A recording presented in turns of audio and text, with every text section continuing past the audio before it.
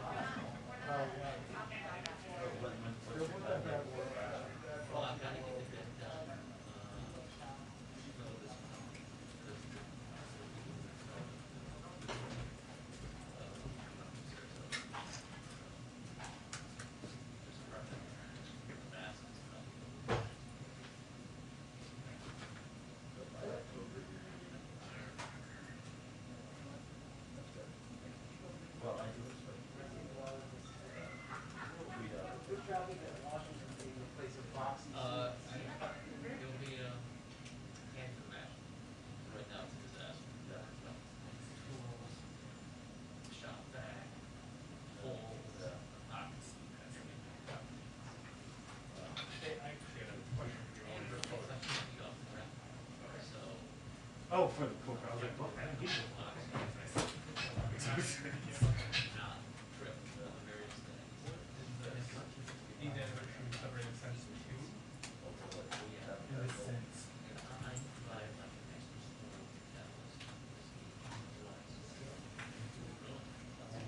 Or you have to.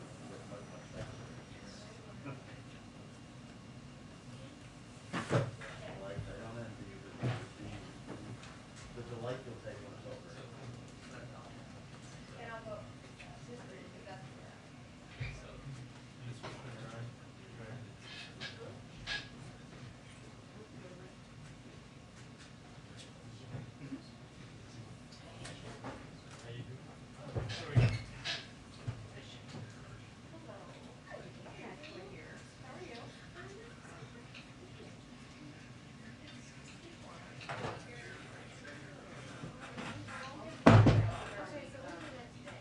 Thursday, and I'm really coming, I swear.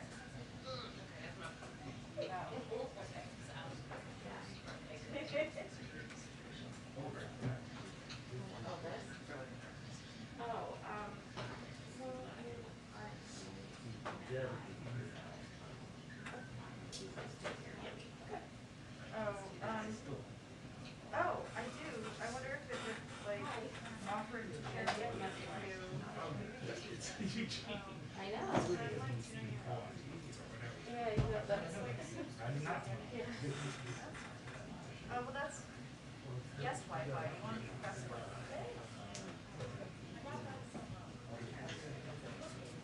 Oh, yeah. Just call me IT support services. I did a piece for the no password time.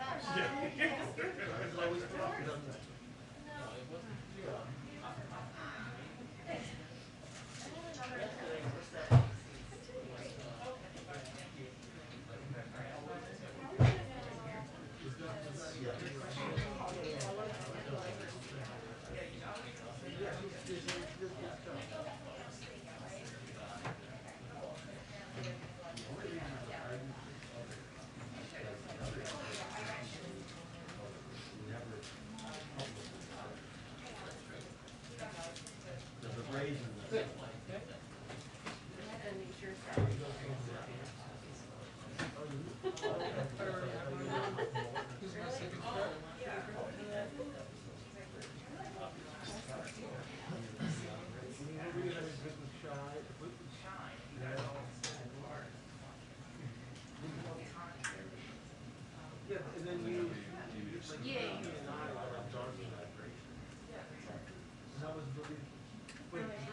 I went into the script that I started, and someone has added things to it. This is very nice.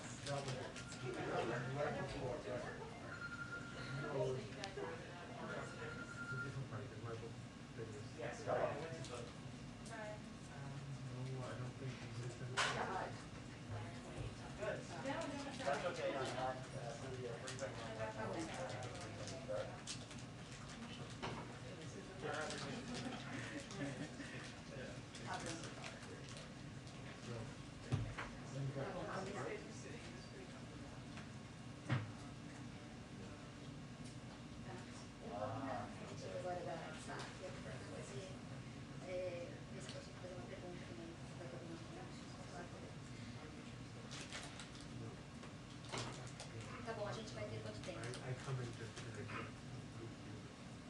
Ah, então uma pergunta só, né?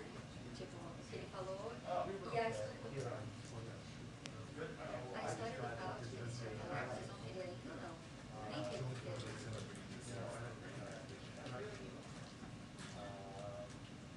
So that's probably. I think so.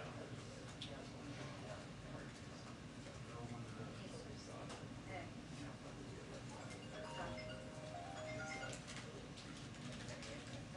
Qual foi o outro detalhe que ele vai falar?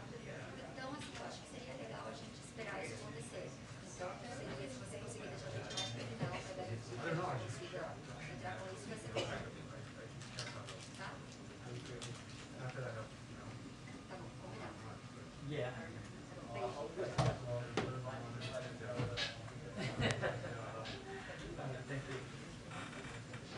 Sorry. Okay, and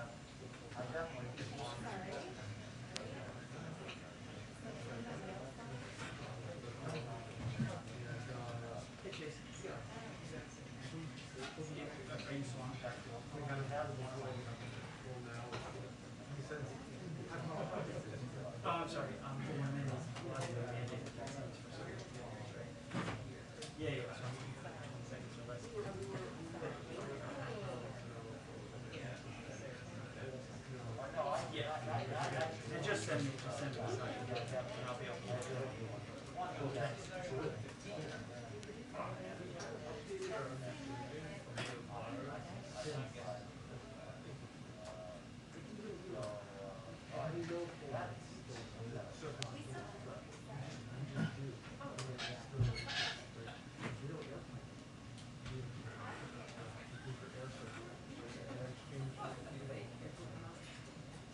I'm not saying you should.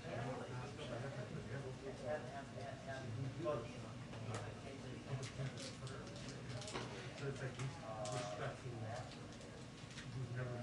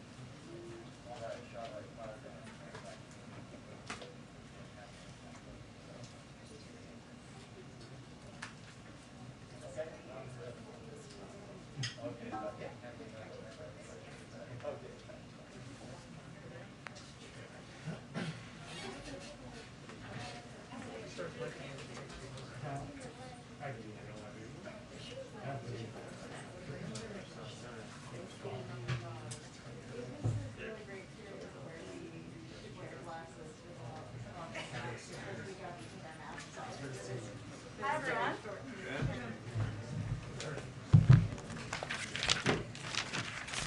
I have a couple of items for all of you at the top. I wanted to take a moment to recognize the passing of Metropolitan Police Officer Gunther Hashida and Officer Kyle DeFreidig, two officers who bravely defended the Capitol both during and after the insurrection on January 6th. Their deaths are a sad reminder of that shameful day in our country's history and of the physical and mental scars it left the officers who risked their lives to protect our Capitol and our democracy. We heard firsthand last week from some of those who served on that day, and their testimony reaffirmed the incredible bravery they showed in the worst possible circumstances. Their passing also reminds us of the remarkable courage of the men and women in law enforcement who serve with honor and leave home each day, not knowing what risks they may face, but are determined to protect their communities. We're indebted to their services, and our thoughts to go out to the friends, family, and loved ones of the two officers. And we want to remind those who are struggling that help is available 24/7. Please reach out to the Suicide Prevention Lifeline at 1-800-273-8255. I also wanted to mark that today is 2 years since the mass shooting in El Paso that killed 23 people in a terrible act of domestic terrorism that targeted a city defined by its diversity and rich Hispanic heritage. This morning, the President published an op-ed in the El Paso Times sharing his and the First Lady's condolences with the families who lost loved ones and the broader El Paso community. And he wrote about how today is a somber reminder of the unfinished work to heal the soul of this nation and end the epidemic of gun violence that is taking lives and shattering communities. The President and Vice President are currently meeting, as you all know, with 12 Latino leaders in the state dining room. At the top, you heard the President speak at the top of the meeting, of course. During the meeting, the President will speak about the work we must do to counter domestic terrorism and the spread of hate-fueled violence in every form and end the scourge of gun violence in America.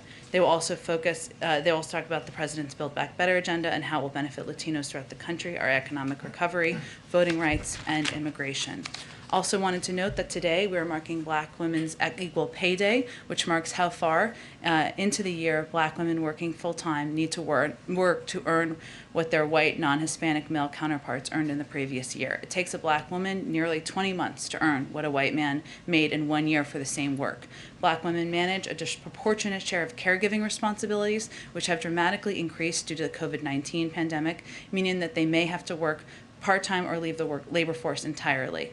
They also comprise a disproportionate share of low-wage workers in industries such as caregiving that lack adequate compensation and benefits. The Biden-Harris administration has taken several steps to increase opportunity for Black women and girls, their families, and their communities to thrive in the workplace and to be economically secure. From the American Rescue Plan to the executive order to advance diversity, equity, inclusion, and accessibility in the workforce, embedding racial equity across this administration's response to COVID-19 and the economic crisis, and prioritizing Black mental health. And we, of course, will continue our work. I think I'm almost done here. Finally, last thing here, as a part of our effort, as the bipartisan infrastructure bill is working its way through the Senate, the President is quite focused on lifting up the benefits of the bill to the American people. So we're going to highlight a different component each day, and we'll also do that through our digital social channels as well. So today I'm going to highlight the unprecedented investment of $80 billion in passenger and freight rail over 5 years. That's a 500% increase over current services, and it represents the largest investment in passenger rail since the creation of Amtrak half a century ago.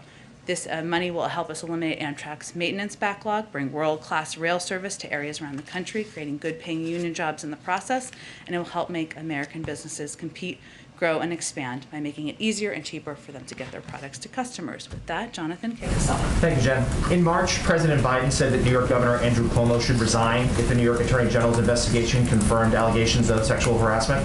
Today, the investigation found that Cuomo engaged in unwanted groping and kissing of at least 11 women, including current and former state employees. Does the President believe Governor Cuomo should resign? Well, the President just said that he's going to speak to this later this afternoon and share his views. So I'm not going to get ahead of his comments he'll make later. Have there been any conversations today between the governor's office and anyone here at the White House? No, there have not. And why the delay? Why not have did the President watch the governor's video earlier? Again, the President will give his own reaction to, of course, the announcement this morning and give his own view later this afternoon. Then one more on something else then. There was a shooting today earlier that caused the lockdown of the Pentagon, and in that same burst of violence, it appears that a law enforcement officer was stabbed to death. Has the White House been briefed on what happened? What can you share as to what occurred this day? We are, of course, in close touch with Pentagon officials. My colleague, John Kirby, will be briefing at the Pentagon and sharing more details on their end. We don't have additional details to share publicly as the next of kin is still being notified. Go ahead. Thanks, Jen. Does the White House have a message for the women who came forward with these accusations against the governor?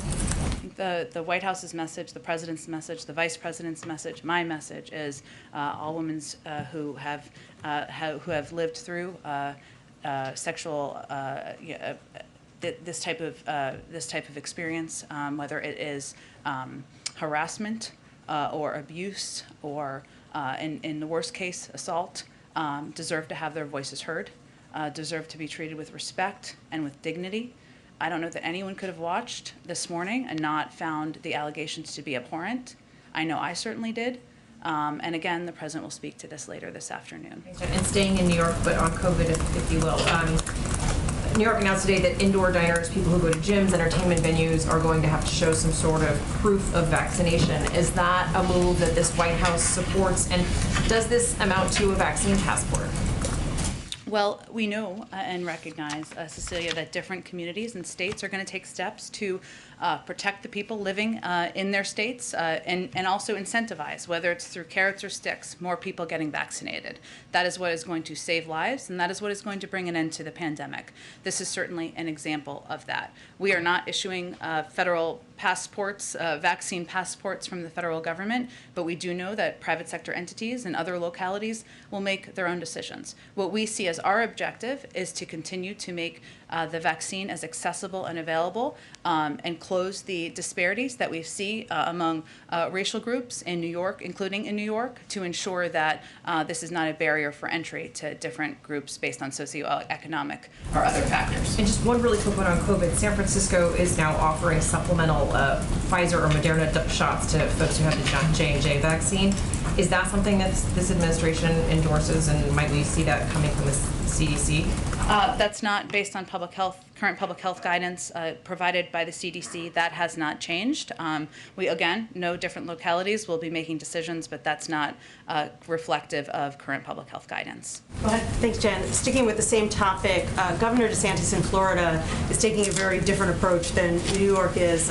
Florida just hit another record today of COVID cases, and yet he's pushing back on local municipalities that are trying to impose new mask mandates and other means of keeping people protected. Does the White House have any reaction to Governor DeSantis, and particularly to his point that this is just seasonal in Florida because people are hot, so they're staying indoors and transmitting the vaccine? Well, the data just doesn't back that up. I would say first, Florida is not the only state. 7 states have both a statewide ban on mask mandates and a prohibition on school districts from requiring masks in schools. And some states have even banned businesses and universities from requiring workers and students to be vaccinated. In fact, the most extreme of these measures is in Texas, where you can be fined. A professor or teacher can be fined if they ask a student if they are vaccinated, or if they ask unvaccinated students to wear masks. And I think the fundamental question we have is, what are we doing here? And the president, you'll hear the president talk a little bit about this later this afternoon. His message is going to be, we're all in this fight together, whether it's Democratic or Republican governor. And I will note, most Republican governors are doing exactly the right thing and doing and advocating for and taking steps to advocate for more people to get vaccinated. But if you aren't going to help, if you aren't going to abide by public health guidance, then get out of the way and let people do the right thing to lead in their communities, whether they are teachers, university leaders, private sector leaders, or others who are trying to save lives. And beyond sending messages like the president will do later today, what is the administration doing to actually communicate or work directly with some of these state officials? Sure. Well, I would first say that we are continuing to send surge teams out, and we are in touch with a range of states and leaders in those states about how we can provide assistance that's going to help them directly. So let me give you an example, or a couple of examples, I should say, of some of the states that have been hardest hit. We've actively been engaged with the governor's office in Florida to describe and offer federal support in areas like testing,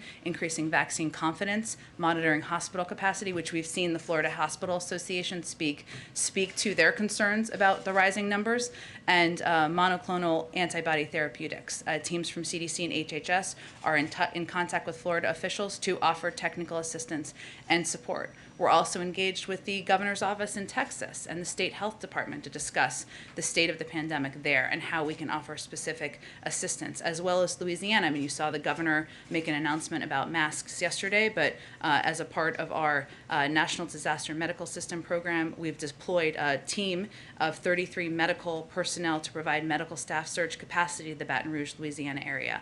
So those are just a couple of examples of some of the hardest hit states, but we, again, Jeff Zients, our COVID coordinator, sent out a letter to all 50 governors offering federal assistance, offering assistance, and offering to work in close touch about how we can help address the needs they have. Go ahead. Yeah, just quickly, you keep using the word offer, and I just want to know whether those offers have been accepted in Florida and Texas. Right now, it's a discussion, and we are talking about what their needs are and how we could help meet their needs. Louisiana, of course, we have sent out and deployed this disaster medical assistance team of 33 medical personnel, but ideally, we will come to agreement on how we can provide additional assistance to help address parts of the country where there are rising case numbers. Go ahead. The president has ruled out additional shutdowns related to COVID-19, and I'm just curious because that was an intervention that was used successfully to help places like New York City when they had hospital capacity issues. Now we see hospitalization rates at their highest level since February. Why would the White House, why would the president rule that out? And is that consistent with your commitment to be led by science rather than politics? Well, I would say it's not just the president. When he continues to be guided by science, Dr. Fauci and Dr. Collins also made similar comments this weekend. And the larger point they were making is we're in a very different place now than we were last January. The Delta variant is the most transmissible. We are seeing rising case numbers in about a handful of states, about a half a dozen states across the country. I will note, since we were just talking about Florida, and this statistic really struck me, so let me share it with all of you if I can find it here. 1 second, sorry.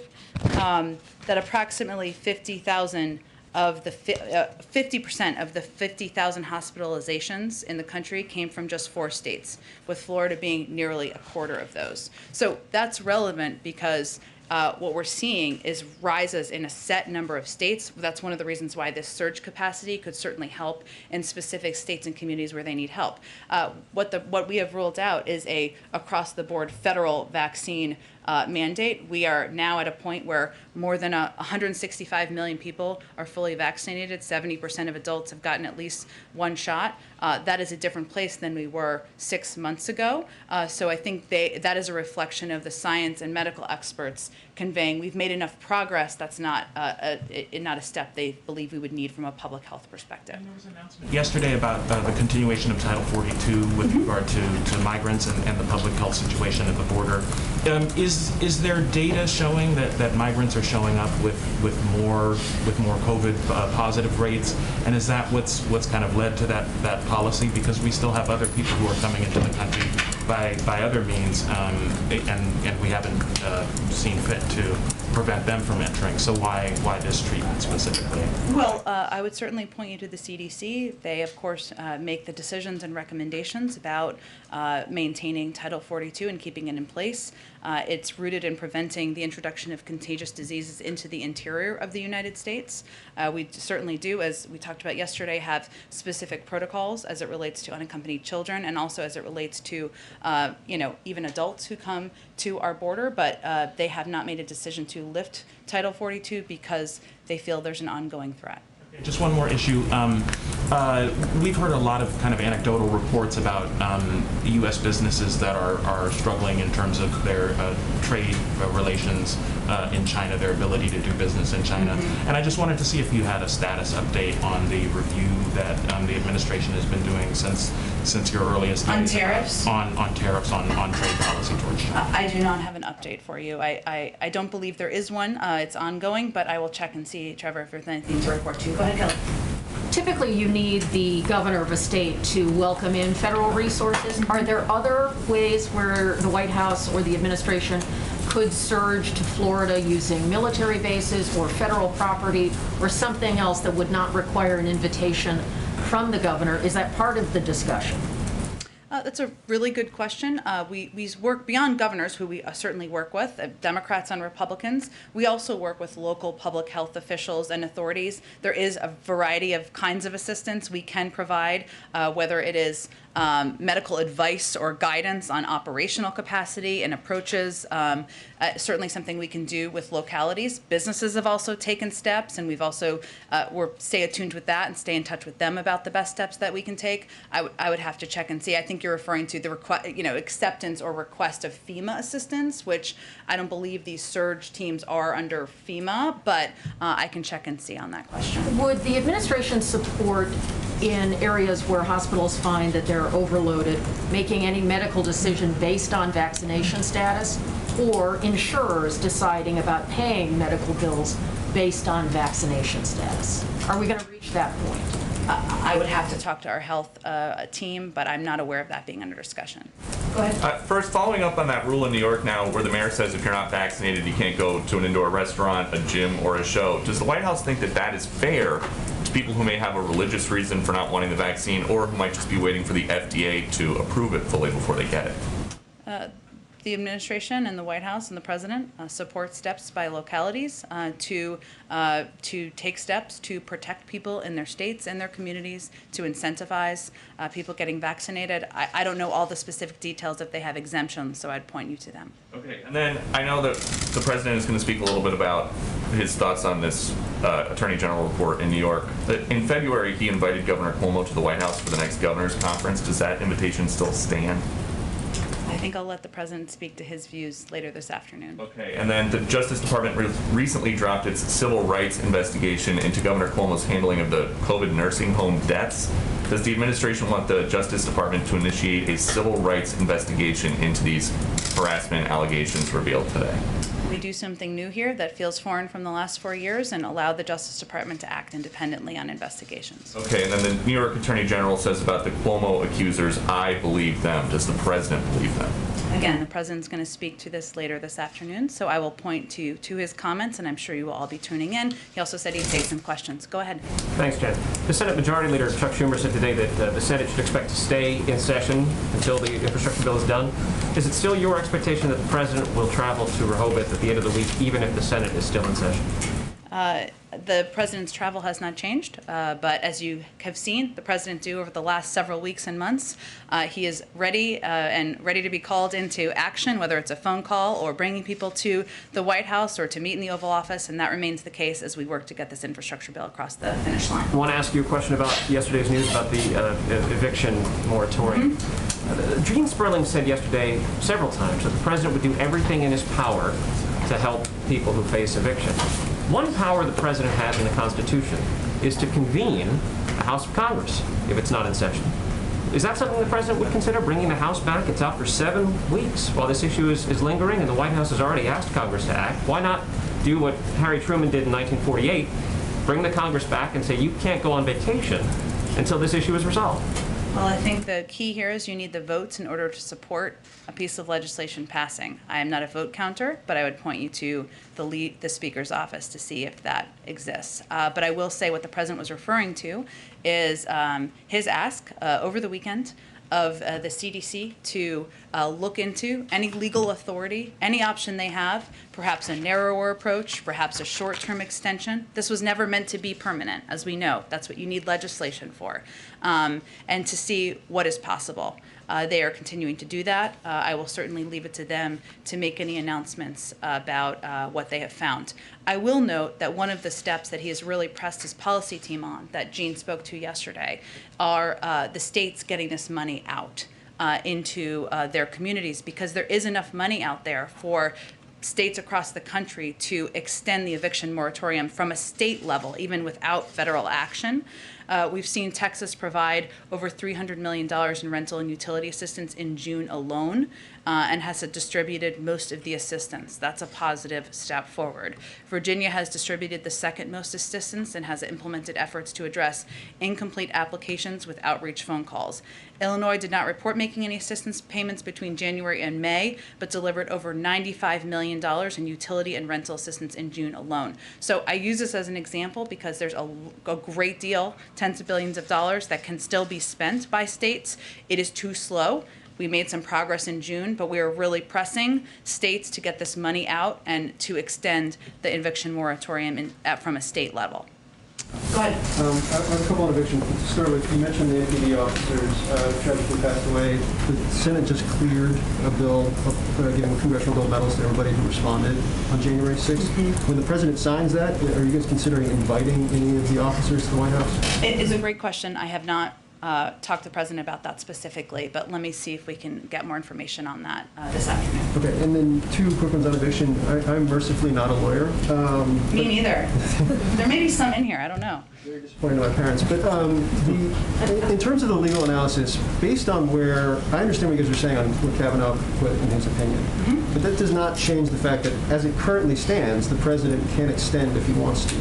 And so I guess my question from a legal basis is, is the advice that Dana and the Justice Department are giving based on the fact of being concerned more about having the CDC's emergency powers reduced if you go down this pathway, or is it because, I guess I'll stop there. Sure. I am mercifully not a lawyer either. I would say we're both doing okay to our parents, hopefully. But I will tell you that from a legal standpoint, I would note that in June, at the end of June, the Supreme Court came out and they put a stay on the moratorium and made clear in their public writing, as Jean referenced yesterday, which is available to everybody, that any further action would need legislative steps forward.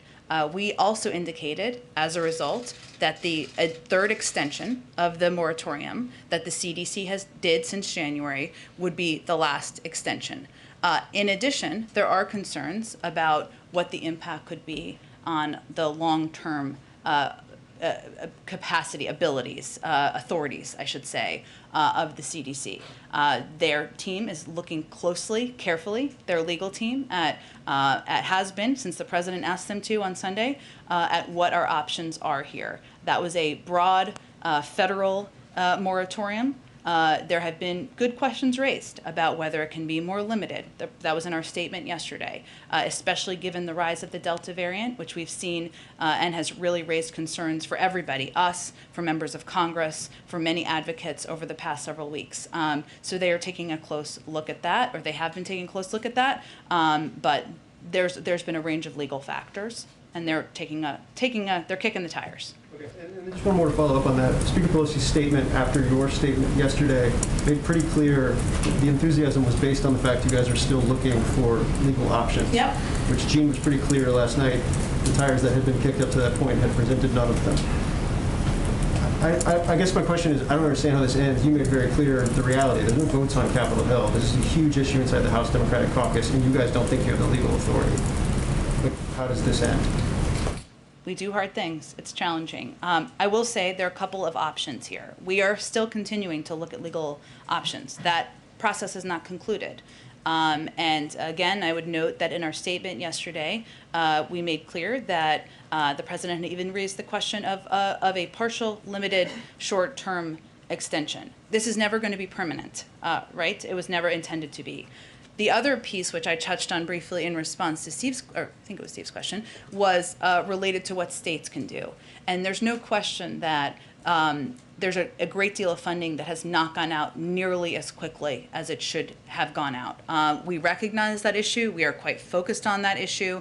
And one of the efforts that we feel we do have some control over is pushing states to extend moratoriums in their own states. They have the funding to do it. The funding comes from the American Rescue Plan. They need to get it out the door. That should help keep many people in their homes. So we are continuing to work on several tracks on this front. The president wants to keep people in their homes. He does not want people to be out on the street, and he's going to do everything in his power, even with the challenges you outlined, to get that done. Go ahead. Thanks. I'm not going to use the phrase kicking the tires, although I just did. You can. You just used it. We can keep it as a theme. Foiled again. Okay. Lifting the hood. Whatever you say. There you go. Should we expect anything from the president later in terms of a partial, limited, short-term extension? Is he going to give an update on anything related to evictions at 4? I would say that any announcement, any decision, an announcement would be made by the CDC, and then if they find there is capacity or steps they can take from a legal standpoint, I'm sure this president would speak to it. Okay, and there was a report yesterday in Politico that a senior aide in this White House has been abusive to other colleagues. I know the report was based on anonymous sourcing. You know, I love anonymous sources. That's why I almost didn't ask, because I feel like you would just say, right. But I'm wondering if, given this administration has its edict to treating people with kindness and respect, is this report, even though anonymously sourced, going to be looked into? First, I would say that I've worked with now over the last 6 months, even as a newbie into the Biden orbit, the individual named by anonymous source. He's been nothing but supportive and communicative, and that's been my experience. You know, it's hard to look into anonymously sourced reports. I'm not aware of that being the intention. Go ahead. Thanks, Ben. In July, we likely saw a record high of unaccompanied children, again, monthly high. arriving at the southern border, and we've already reached a yearly high of migrants who've arrived at the border. You all have previously explained that this was likely due to a seasonal spike that we've seen, but we're well out of what we would normally see on a yearly average. What is your current assessment for why we're seeing these numbers still well into a very hot summer? We've said that was one of the factors, and it is typically one of the factors seasonally. We saw a big uptick in the spring, which you see every other year or so. We'll say there's a range of factors which are happening in these countries where individuals are leaving from. Economic challenges, weather challenges, crime, and that is all. Those are also, of course, drivers of people of all ages trying to leave their country to come to the United States. That's one of the reasons the Vice President has been so focused that the President's asking on addressing these root causes. That's a long-term challenge, and will require a long-term solution. She laid out some significant steps forward last week, and that is going to continue to be something she is working on. But I will note that even with the uptick we've seen over the last several months, as we've noted, Title 42 remains in place for health reasons. We also have made great progress in moving people through Border Patrol facilities, especially, of course, children, and getting them into places where they can be treated with safely. And then one other question. The Senate Homeland Security Committee released a report this morning that found serious cybersecurity vulnerabilities all across the federal government. The average rating they gave was C-. A lot of different agencies got Ds. Does the White House agree with that assessment? And then as Senator Portman stressed, are you all willing to take some of the considerations or recommendations that they put in the report into account? For instance, creating a coordinating body or just requiring more stringent cybersecurity regulations around? I have not taken a look at the report, and I'm not aware if our team has or not, but I'm happy to see if they have a reaction to it. Why don't I go to the back just so I can confirm? Go ahead. Thank you, Jen. I wanted to follow up on the question of lockdowns from a second ago, because yesterday you said that we are not going back to the shutdowns of March 2020. You also said that, quote, we're not going to take options off the table. Given how incredibly effective the vaccine is, why not take lockdowns off the table? I think I also said that that's not under consideration. That hasn't changed. Thank you for clarifying. Okay, go ahead. Yes, thanks, Jen. The administration today announced its allocation plan for the first 25 million COVID-19 vaccine doses to be shared globally. I've asked this before in a different form, but what is the guidance the administration has for the as many as 9 million American citizens overseas that are still waiting for vaccine? I know you've asked this before, and it is incumbent upon us to get you a good answer. Obviously, our embassies are fully in touch with American citizens who are living overseas, but it's probably best suited for the State Department to answer that question, given they oversee all of our diplomatic efforts. Go ahead. Oh, go ahead. You said that your tie looks good, though. Thank you. You said that the administration supports New York City or locality steps to do what they need to keep their residents safe. Given the success that foreign countries have had in mandating vaccines, obviously New York is taking this step. Has there been any more discussion inside the White House about actively encouraging cities and states to take steps like New York did today? We work very closely with governors and localities about what steps they're considering and what steps are appropriate to help protect people in their localities and save more lives. But I don't have any additional considerations to preview for you. So the president's not going to weigh in one way or the other whether he supports mandating vaccines in the way that other countries. We support steps by private sector entities. We support steps by localities to save lives, protect their communities, incentivize more people getting vaccinated. And then just one more on the eviction moratoriums. Does the president have any plans to speak with Representative Bush or any of the other lawmakers that are outside the Capitol? I know that the representative spoke with the vice president yesterday as she was in the Capitol, but does the president have any plans to speak with her?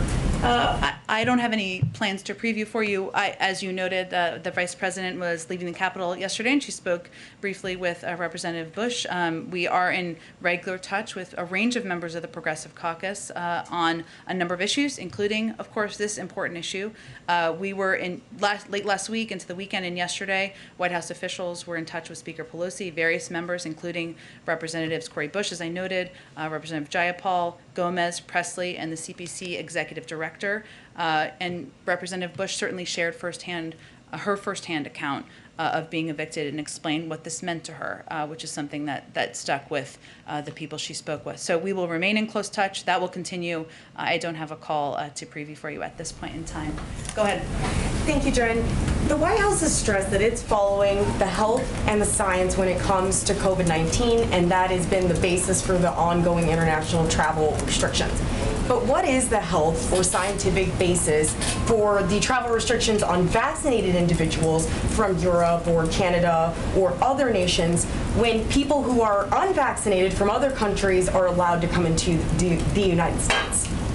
I would certainly point you to our health and medical teams who make these decisions and evaluate what we need to do from a public health perspective to keep the American people safe at a time where the Delta variant is rising and one where we are very cognizant about keeping the American people safe. And a quick follow-up on that. When it comes to countries that have more vaccinated individuals than the United States does at this point as a percentage of population, what is the basis for those restrictions? Again, I would point you to our public health officials who are leading this effort and determining when we can raise or end those restrictions. I certainly understand there's a desire to do that by many people in the United States, many people around the world.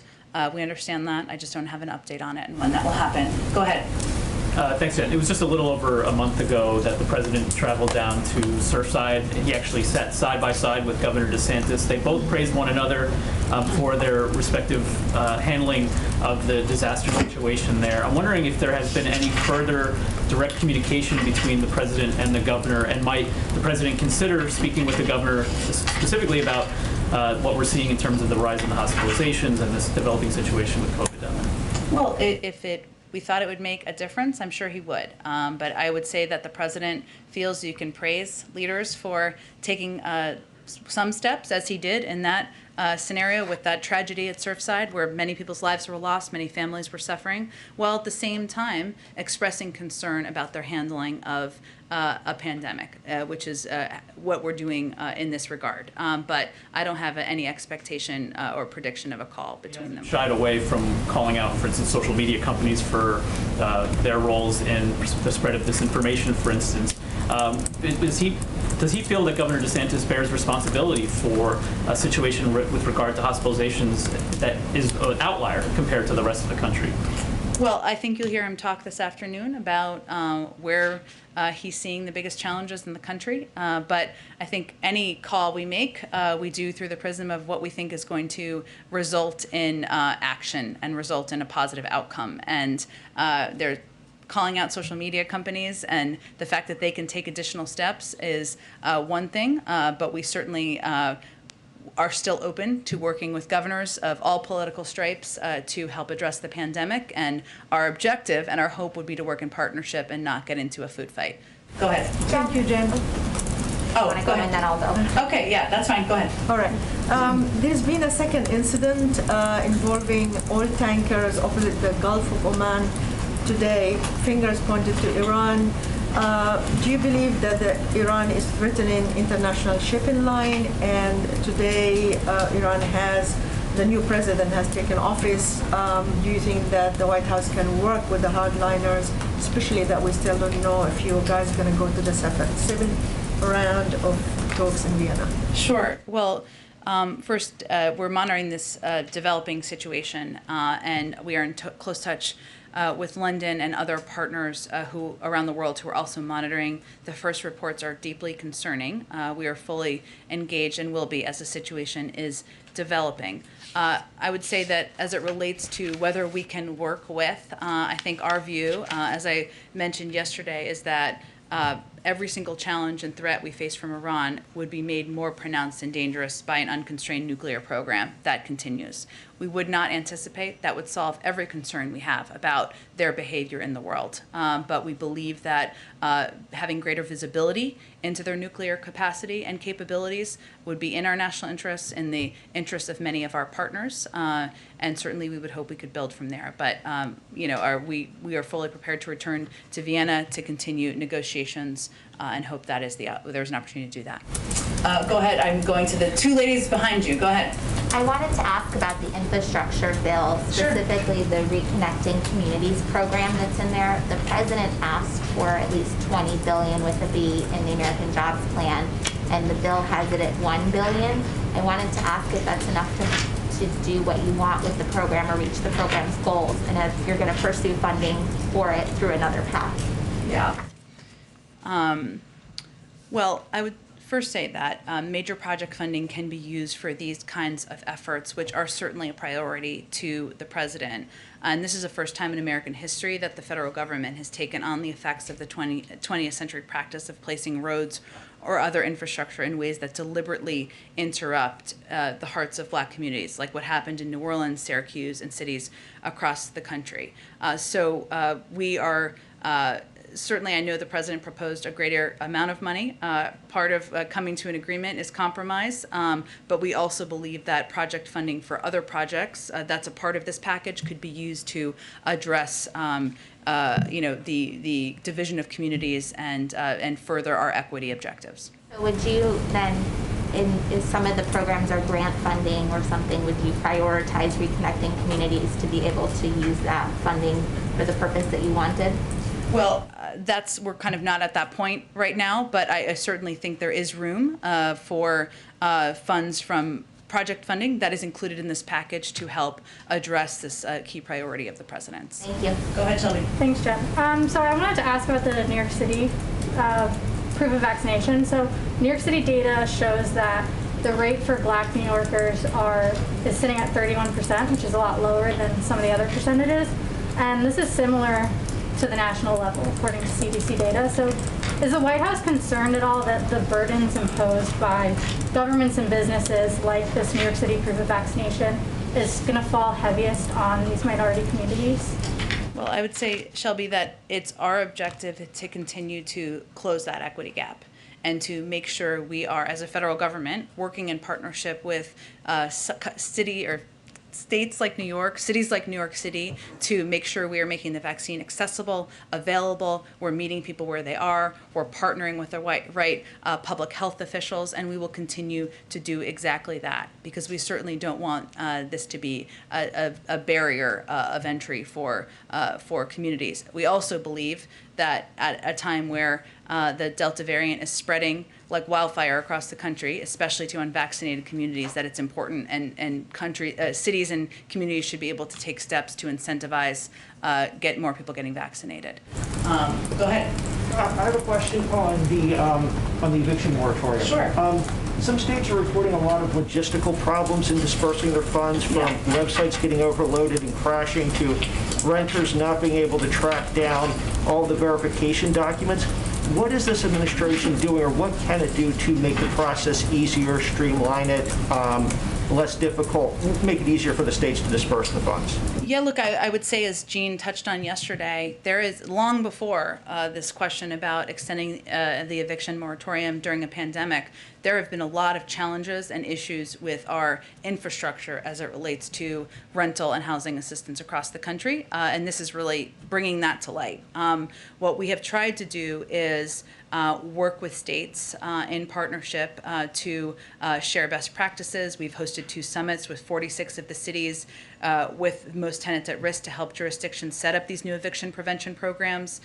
We also have a range of experts and officials in the federal government who are here to provide assistance and guidance on how this money can get out. We've seen some progress over the last month. Obviously, more needs to be done, but we are here. We are available. We are ready to provide assistance, to provide guidance to states and localities that need that. We want to work in partnership. Go ahead and back. Jen, can you first tell us, is there any progress on finding an ambassador to the Holy See? If so, what qualifications are you looking for? I don't have anything to preview for you at this point in time. I understand there's still an ongoing interest in ambassadors. I'm sure there'll be more to come very soon. If not later today, we'll see. Go ahead in the back. Jen, I mean, it feels like we're dancing around an issue here, which is how much are Governors DeSantis and Abbott directly responsible for what's happening right now, given that 50 million people live in those two states that are, I think Jeff said yesterday, 1/3 of all infections last week were there. So, I mean, how much personal responsibility do they bear? Well, I'm certainly not trying to dance in any way. I think what I said yesterday was that at a point in every leader's life, they have to make a decision about whether they're going to abide by public health guidelines to save people's lives or whether they're going to be guided by politics. And I will let you all be the judge of that. Public health guidelines are pretty clear as it relates to the benefit of vaccination, as it relates to the benefit of masking for communities that are not vaccinated. And you will hear the president convey later, if you are not going to be a part of the solution, if you're not going to be a part of saving people's lives, then get out of the way and let other people do the job. Get out of the way. That means don't don't make it harder for people to put requirements on masks or asking for vaccination status into law. Let's see. Go ahead, Eugene, and we'll go next. But I don't know cars. I don't have a vehicle for you. Okay, that's okay. You don't need one. Has the president or anyone from the White House been in contact with Republican senators and leadership over there to talk about the eviction moratorium? We've been talking about the House a lot. Obviously, you know, they are the ones that are sleeping outside of the Capitol, but it would take 10 votes from Republicans also to get an eviction moratorium. Are you guys in contact with leadership? We are in contact with Republicans and Democrats about a range of issues, and we certainly welcome anyone in the Republican caucus who wants to work together on an eviction moratorium. Is the president calling on the Senate to take it up, an eviction moratorium, because they are in session, they're still here? That would also require, yes, as you said, it would also require Congress to act. You need both houses to act. Again, I think this is a matter of whether there is support in caucuses to do that. That is a challenge. Even the most passionate advocates who are out there, and we certainly stand by them and support their same objective of extending the eviction moratorium, cannot do it on their own. We certainly would like to see legislation. The president would love to sign that into law that, as you said, would require both houses of Congress. Question, sorry. You mentioned Texas. That's the state that is being touted as not just #1, but also they have the best system. The way that it's been happening is it's going straight to landlords and people who own homes and are renting it out. Is that what other states should be doing? Should they be copying Texas in how they disperse these funds? Different approaches are going to work for different states, but I do think if Texas can do it, if Virginia can do it, then other states can do it as well. And one of our objectives is connecting leaders, connecting to share best practices to figure out how they can get this assistance out to renters. And there's no question, it is challenging. There isn't a great national infrastructure in place. That's something that we should have a conversation about too, and Jean talked about that yesterday. But right now, we wanted to lift up and highlight states where they are getting the money out effectively because they can be models for other states around the country. Go ahead. Real quick, a couple of different topics. The first, the president's efforts to preventing evictions in states that are tremendously affected. You mentioned that there were incentives to some of the landlords who cooperated with the efforts, but I didn't see what those incentives are. Now, are there repercussions if we later find that money goes unused and is diverted to something else? That's my question on evictions. Well, certainly if money was not used for its intended purpose, that would be a concern. And certainly we take waste, fraud, and abuse quite seriously. I think the president had called for a number of steps, or we called for, I should say, a number of steps that could be taken, even as we're pressing and kicking the tires, looking for all of our legal options, even as we're doing that. And I mentioned the states because there is a lot of money that can go out in states and can effectively go out. And a number of states, not all blue states, have done that very effectively. So I referenced, and you touched on one of them, but let me make sure I cover, let's see. So there are states and communities, there are also He's also asked federal agencies to use their power to prevent evictions and tell landlords. So so there are any properties that are government-backed properties. So if you get a government-backed loan for your mortgage, we've asked our agencies to prevent eviction. So he is, again, using every step in his capacity to keep people in their homes. Voting rights, Senator Klobuchar says that they're nearing a voting rights deal. Is there anything that you can tell us in the deal, how this slimmed down deal is looking? And also the president has also talked about there are Republicans that he's been talking to. Can you name any of the Republicans that possibly could? That wouldn't be constructive to our end goal. I understand your interest. I will say that we're certainly grateful for Senator Klobuchar's work, the ongoing work by a range of leaders to figure out if there's a path forward here. We'll let them speak to the details when they're ready to, and once they do, I'm sure we'll have more to say. The New York Times reported a couple of weeks ago that the administration's legal team advisors may be leaning towards returning the 4,000 on home confinement back to prison. Is there anything that we have coming from the administration on this? And does the administration really believe that it's easier to return those 4,000 people to federal prison than reviewing clemency petitions for them? Well, I would say, one, that's a DOJ action, so I'd point you to them in terms of what their steps are, and certainly any decision about clemency would be made in coordination, but I have nothing to preview on that front. I'm told you have it out soon, just one or two more. Sure, of course. Nikki, go ahead. Do you know if the president has spoken with Governor Cuomo today? No, he has not. And then just a quick scheduling thing. Yeah. Do you know if he will go to Mike Enzie's funeral on Friday? I don't have anything to preview for you. I understand the interest. He did consider him a friend, but I don't think a decision has been made quite yet. Thank you. Raquel, go ahead. Thank you so much, Jen. More than 1 million doses of vaccine expired and have gone to waste since December. What is the White House doing to avoid this waste? And could the U.S. be donating more vaccines to other countries and faster? And will President Biden soon announce more vaccines sharing to the world? Well, yes, he will announce this afternoon. That's what his remarks are about, getting 110 million doses out. And we also announced our purchase of 500 million Pfizer doses. He will talk about all of that this afternoon. I will just note, to give you just a little bit of a preview, he will also say that this work is just beginning. While we are, the United States remains, with the announcement today, we will have donated to more to the world than all of the countries in the UN, including Russia and China combined. And this is just the beginning. We are going to continue to be a provider of vaccines and assistance to the global community in our fight against COVID. So he will certainly talk about that today. So yes, there will certainly be more to come. Let me note, though, for you on the question you asked, Raquel, about waste. The COVID vaccine wastage rate nationally is at approximately 2.6%, which is very low. Certainly, we don't want any doses to be wasted, and what we do is we work with governors so that they can request, or state authorities, I should say, exactly the amount of vaccine doses that they want to reduce and prevent that waste. It's important that we get as many people, of course, vaccinated. Sometimes that can mean opening a multi-dose vial and not using every dose. But we do everything we can to reduce waste, and certainly we will continue to do that. All right, thanks everyone. Thanks, Jen.